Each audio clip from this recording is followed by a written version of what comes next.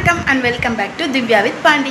இப்போ தான் நீங்கள் ஃபர்ஸ்ட் டைம் நம்ம சேனலில் பார்க்குறீங்க அப்படின்னா மறக்காமல் சப்ஸ்கிரைப் பண்ணிக்கோங்க. அப்படி பக்கத்தில் இருக்க பெல் ஐக்கான் கிளிக் பண்ணி ஆல் அப்படிங்கிற ஆப்ஷன் செட் பண்ணி வச்சுக்கோங்க.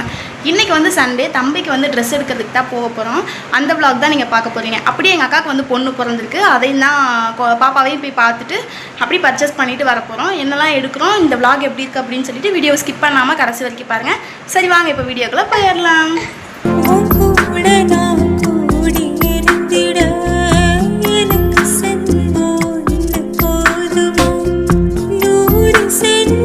போன வாரமே கோவிலுக்கு போனோம் அப்படின்னு சொல்லி பிளான் போட்டு வச்சுருந்தோம். பட் போக முடியாத சுச்சுவேஷனால் போகலை. சரி இந்த வீக்காவது போயே ஆகணும் கண்டிப்பாக அப்படின்னு சொல்லிட்டு இந்த வீக் வந்து நாங்கள் கோவிலுக்கு போக போகிறோம்.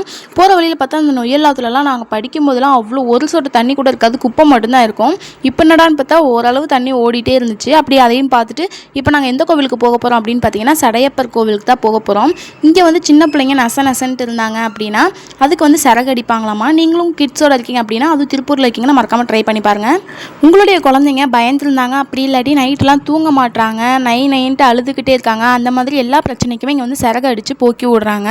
நல்லாவே கேட்குதுன்னு கூட சொல்கிறாங்க. நாங்கள் வந்து எலுமிச்சம்பழமும் கதமும் கொஞ்சோன்னு வாங்கிட்டு அப்படியே உள்ள கோவிலுக்குள்ளே போகலான்னு பார்த்தோம். அந்த கோவிலுக்கு போகிறதுக்கு என்ட்ரன்ஸ்லேயே இந்த மாதிரி பைப்லாம் வச்சுருக்காங்க. அதாவது என்னென்னா கோவிலுக்கு போகிறதுக்கு முன்னால் எல்லாருமே கால் கழுவிட்டு தான் உள்ளே வரணும் அப்படிங்கிறது ஐதீகம் போல். எல்லாருமே அப்படி தான் பண்ணிட்டு இருந்தாங்க. சரின்னு சொல்லிட்டு நாங்களும் போய் சைடில் போய் கால் கழுவிட்டு அதுக்கப்புறமா உள்ளே போனோம். கோவிலுக்குள்ளே போகிற என்ட்ரன்ஸ்லேயே தொட்டில் வந்து வச்சுருந்தாங்க. அதாவது குழந்தைங்க பிறக்கணும் அப்படின்னு இங்கே வந்து வேண்டிட்டு போனால் கூட நடக்கும், அதனால் வந்து தொட்டில் வச்சுருந்தாங்க. அதில் நிறைய பேர் ஆட்டி விட்டுட்டும் இருந்தாங்க. அதுக்கப்புறம் அப்படியே இந்த ரைட் சைட் பார்த்தீங்கன்னா விநாயகர் வச்சுருந்தாங்க. ஃபஸ்ட்டு முதல் கடவுளான விநாயகர் வச்சுருந்தாங்க. அப்படியே சாமியை கும்பிட்டு அப்படியே லைனில் போய் நிற்க ஆரம்பிச்சிட்டோம். இங்கே வந்து குழந்தைங்களுக்கு சிறகு அடித்து தாயத்து கொடுக்குறாங்க. அப்படி இல்லாட்டி நம்மளுக்கு கயிறு வேணும், கை காலெலாம் வலியாக இருந்துச்சுன்னா கூட கயிறு வாங்கி கட்டிக்கலாம். ஆப்போசிட்டில் பார்த்தீங்கன்னா வேப்பிலை வச்சு இந்த மாதிரி சிறகு அடிச்சிட்டு இருந்தாங்க. தற்காலெல்லாம் பார்த்தீங்கன்னா மயில் இறகு தண்ணி தெளித்து இந்த மாதிரிலாம் பண்ணுவாங்க. ஆனால் இந்த சடையப்பர் கோவிலில் வந்து வேப்பிலை வச்சு விரட்டுறாங்க. தம்பி பிறந்ததுலேருந்து இப்போ வரைக்கும் எனக்கு அவனை வளர்க்குறது ஒன்றும் அவ்வளோ கஷ்டமாக தெரியல. ஆனால் இந்த ஒரு மாதம் கிட்டத்தட்ட ஆடி பிறந்ததோ இல்லையோ அவன் அவ்வளோ ஆட்டி படைக்கிறான். அதனால தான் ஆடியில் பிறந்த குழந்தைங்க எல்லாருமே ஆட்டி படைச்சிருவாங்க, ஒரு வழி பண்ணிடுவாங்க அப்படின்னு சொல்லி பெரியவங்க சொல்கிறாங்க போல். ஆடி பிறந்ததுனால அவன் இப்படி பண்ணுறானா, இல்லாட்டி பிறந்து ஒரு வருஷம் ஆனால் எல்லா குழந்தைங்களுமே இந்த மாதிரி நைன்ட்டு ஏதாவது ஒரு சீக்கு வரும் அப்படின்னு சொல்லி சொல்கிறாங்க. அது எப்படி எதனால அப்படின்னு சொல்லிட்டு தெரிஞ்சுன்னா மறக்காம கீழே கமெண்ட் பாக்ஸில் மென்ஷன் பண்ணுங்கள். அப்புறம் எனக்கு மாமாவுக்கு தம்பிக்கு 3 பேத்துக்குமே சிறகு அடிச்சு விட்டாங்க வேப்பிலையை வச்சு. நாங்கள் தம்பிக்காக ஒரே ஒரு தாயத்தை மட்டும் வாங்கியிருந்தோம். அதுக்கப்புறம் கயிறு கட்டிக்கலாம் அப்படின்னு சொல்லிட்டு கயிறு சைடில் வாங்கியிருந்தோம். கயிறு வந்து சைடில் தனியாக கொடுத்துட்டு இருந்தாங்க. அப்புறம் நாங்கள் கனி கொடுத்ததுனால எலுமிச்சங்கனியை வந்து திருப்பி சாமிக்கிட்ட வச்சு வேண்டிட்டு திருப்பி கொண்டு வந்து எங்ககிட்ட கொடுத்தாங்க. நிறைய பேர் வந்து தாயத்து வாங்கினாங்க. அதுக்கப்புறம் கயிறு வாங்கி எல்லாருமே உட்காந்து கட்டிகிட்டு இருந்தாங்க. அப்புறம் தம்பிக்கு தாயத்து வாங்கியிருக்குது. தாயத்தோட கயிறு வந்து மெல்லிசாக இருந்ததுனால அது வந்து அந்த கயிற்றோடு சேர்த்து தாயத்தை மட்டும் கட்டிக்கலாம் அப்படின்னு சொல்லிட்டு கயிறு தம்பிக்கு சேர்த்து தான் வாங்கியிருந்துச்சு. அப்படி கயிறு வாங்கிட்டு அப்படி வந்தாங்க. நாங்கள் கோவிலை சுற்றிட்டு அதுக்கப்புறம் வந்து உட்காந்துக்கலாம் அப்படின்னு சொல்லிட்டு கோவிலை சுற்ற ஆரம்பித்தோம். ஃபஸ்ட் எய்ட் கிட்லாம் எமர்ஜென்சிக்காக வாங்கி வைப்பாங்கள்ல, அந்த மாதிரி கயிறு எக்ஸ்ட்ரா வாங்கி வச்சுருக்காங்க. ஏன்னு கேட்டதுக்கு நம்மளுக்கு பிரச்சனையாக வராமல் இருக்க போது வரதானே போகுது, சரி இப்போவே வாங்கி வச்சுக்கலாம் அப்படின்னு சொல்லிட்டு வாங்கினேன் அப்படின்னு சொல்லி சொல்கிறாங்க. அவங்க சொல்கிறதுலேயே ஒரு நியாயம் இருக்குது அப்படின்னு சொல்லிட்டு சரின்னு நாங்கள் கோவிலை சுற்ற ஆரம்பிச்சிட்டோம். கோவிலை சுற்றிட்டு இந்த சைடு வந்தோனாலும் ஒரு விநாயகர் சாமி இருந்தாங்க. சரின்னு சொல்லிட்டு ஃபஸ்ட்டு அவங்கள கும்பிட்டுட்டு அப்புறம் பக்கத்தில் பார்த்தா முருகர் இருந்தாங்க. விநாயகர் சாமி கிட்ட அந்த படிக்கட்டில் வந்து தம்பியை விட்டுட்டு தூக்குனாங்க. நான் சொல்கிறேன் அப்பயும் உன் பையன் சரியானவன், அவனை கீழே விடாத, ஏதாவது ஒன்று பண்ணுவான் பாரு அப்படின்னு சொல்கிறேன். மாமா வந்து கேட்கவே இல்லை. இப்போ முருகர்கிட்ட விட்டு தான் அவன் என்ன பண்ணுறான் அப்படின்னு பாருங்கள். சாமிக்கு வச்சிருந்த பூவை லபக்குன்னு தூக்கிட்டானா பாருங்களேன். அப்புறம் ஏதோ அவங்ககிட்ட போராடி அந்த பூவை வாங்கி திருப்பி சாமிக்கே வச்சுட்டு அப்புறம் வந்தாச்சு. அப்புறம் அப்படியே ஆப்போசிட்டில் தீர்த்தம் வந்து அந்த பூவில் கதம்பத்தில் வந்து தீர்த்தம் தெளிச்சிட்டு இருந்தாங்க. சரின்னு சொல்லி அந்த தீர்த்தத்தையும் போய் வாங்கிட்டு அதுக்கப்புறம் அங்கேருந்து பூவை என்ன எடுத்துக்கோங்க அப்படின்னு சொன்னாங்க. சரி சாமி கொண்டு போய் வீட்டில் கொண்டு போய் வச்சா நல்லது தானே அப்படின்னு சொல்லிட்டு அந்த பூவையும் கொஞ்சம் எடுத்துகிட்டு அப்படி இந்த சைடு வந்தோம். இங்கே வந்து பார்த்தா கருப்பசாமி, அதுக்கப்புறம் குதிரை, மாடுலாம் இருந்துச்சு.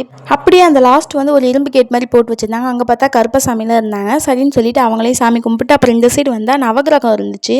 அதான் 9 சாமிகள் இருப்பாங்களா, அப்புறம் அவங்களையும் ஒரு 3 சுற்றி எல்லா சாமியும் மனசார வேண்டிட்டு அப்புறம் சரி போய் கயிறு கட்டிக்கலாம் வேண்டிட்டு அப்படின்னு சொல்லிட்டு அங்கே கயிறு கட்டுறதுக்கு போய் உட்காந்தோம். என் பையன் படுத்தின பாடலை அவங்க அப்பா மனசே வெறுத்துட்டாரு. அவ்வளோ கஷ்டப்படுத்தி எடுத்துட்டான். ஒரு இடத்துல இருக்க மாட்டான், விட்டால் அங்கிட்டு இங்கிட்டு மாற்றி எங்கிட்டாவது ஒரு பக்கம் போயிடுறான். கத்திக்கிட்டே இருக்காங்க. அத்தனை பிள்ளைங்க இருக்கிறாங்க, ஆனால் அவங்க ஒருத்தங்க கூட இந்த மாதிரி பண்ணல. அவ்வளோ சேட்டை பண்ணுறான். அது இல்லாமல் அங்கே நிறைய பேர் வந்து கயிறு அப்படியே கழட்டி போட்டு போயிருந்தாங்க. அப்புறம் அதை போய் இது பண்ணால் ஏதாவது பிரச்சனை வந்துடும் அப்படின்னு சொல்லிட்டு அவனை பிடிச்சி வைக்கிறோம், கேட்கவே மாட்டான். கையில் பழம் கொடுக்குறோம், பூ கொடுக்குறோம், எது பண்ணாலும் கேட்கவே மாட்டான். இறக்கி விடணும்னு சொல்லிட்டு அப்படி கத்துறான்.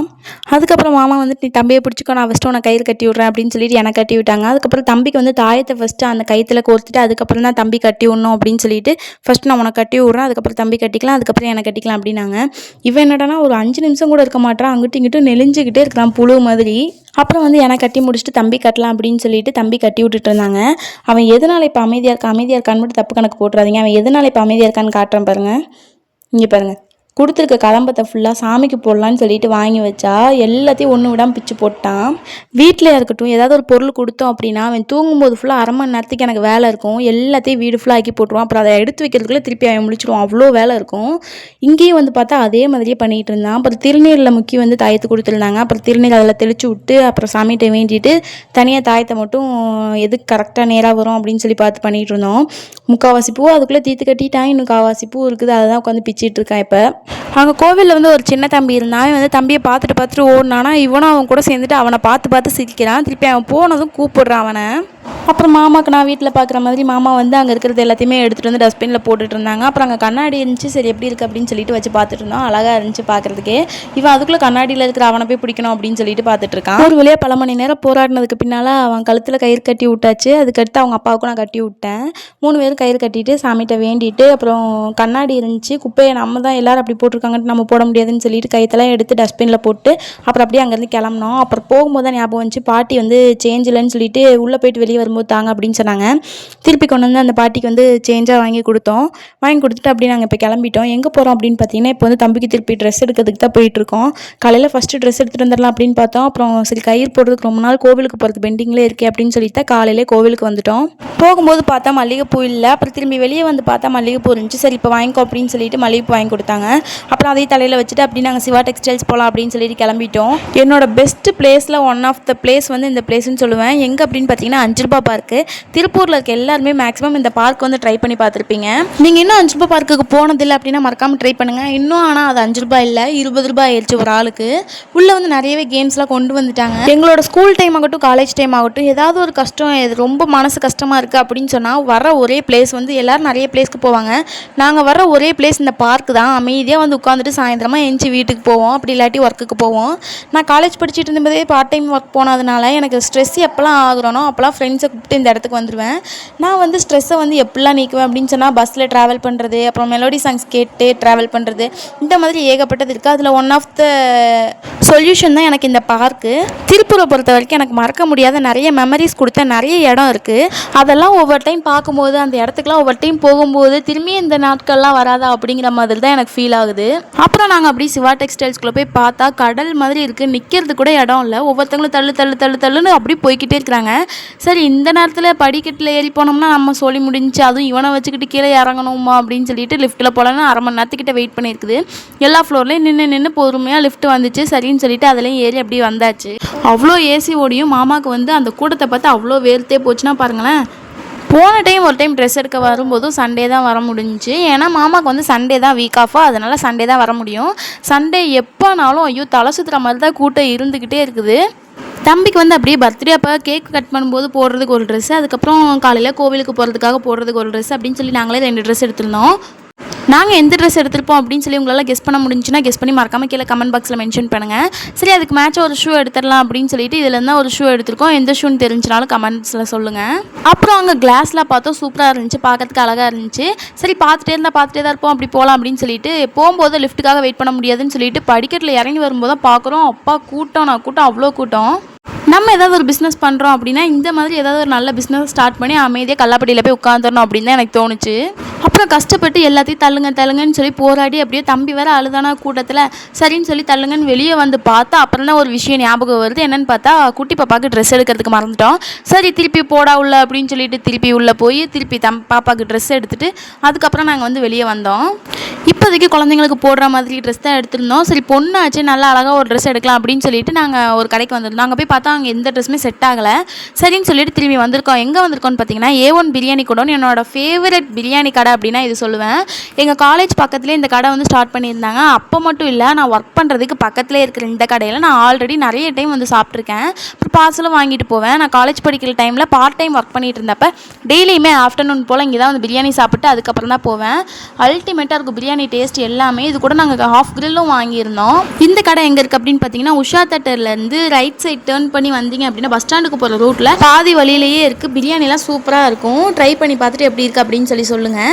ஆல்ரெடி நீங்கள் அந்த கடையில் ட்ரை பண்ணியிருக்கீங்க அப்படிங்கிறதுனாலும் மறக்காமல் சொல்லிடுங்க, யூஸ்ஃபுல்லாக இருக்கும். நாங்கள் அப்படி 1 kg பிரியாணி வாங்கிட்டு அப்படி கிரில்லும் வாங்கிட்டு, தம்பி ஆல்ரெடி பைக்கில் வரும்போதே தூங்கிட்டான். அவன் காலையிலே எந்திரிச்சதுனால டயர்டில் தூங்கிட்டான். அப்படியே வீட்டுக்கு எப்படா வருவோன்னு சொல்லிட்டு வீட்டுக்கு வந்து பிரியாணியை பிளேட்டில் மாற்றிட்டு கிரில்லை பக்கத்தில் வச்சுட்டு எல்லா சைடிஸையும் சைடில் வச்சுட்டு அப்படியே ஒரு ரவுண்டு பார்த்தோம்னா இதெல்லவா வாழ்க்கைன்னு இருந்துச்சு. யாராவது பிரியாணி லவர்ஸ் இருந்தீங்க அப்படின்னா மறக்காமல் கீழே கமெண்ட் பாக்ஸில் சொல்லுங்கள். ஒரு லைக்கை தட்டி விட்டு போயிருங்க.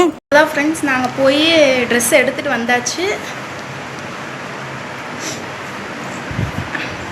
நாங்கள் காட்டின ட்ரெஸ்ஸில் எந்த ட்ரெஸ் நாங்கள் எடுத்துருப்போம் அப்படின்னு சொல்லிட்டு உங்களுக்கு தெரிஞ்சுன்னா மறக்காமல் கீழே கமெண்ட் பாக்ஸில் கமெண்ட் பண்ணிடுங்க. அப்படியே இன்றைக்கி சண்டே அப்படிங்கிறதுனால வீட்டில் எதுவும் செய்கிறதா இருந்தால் நாங்கள் வந்து செஞ்சுருந்துருப்போம். வீட்டில் வந்து இன்றைக்கி கோவிலுக்கு போனதுனால காலையில் வாங்க முடியலை. அதனால் சரி ஆஃப்டர்நூன் சாப்பிட்டுக்கலான்னு சொல்லிட்டு A1 பிரியாணி கடையில் போய் வாங்கிட்டு வந்தோம்.